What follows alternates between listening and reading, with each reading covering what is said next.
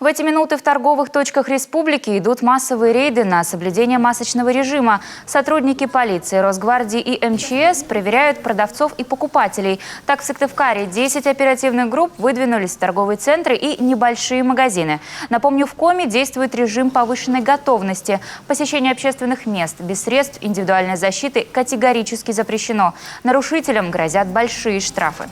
Для физических лиц там предусмотрена санкция в виде предупреждения, либо штрафа в размере от 1 до 30 тысяч рублей. Для индивидуальных предпринимателей от 30 до 50 тысяч рублей, для юридических лиц от 100 до 300 тысяч рублей.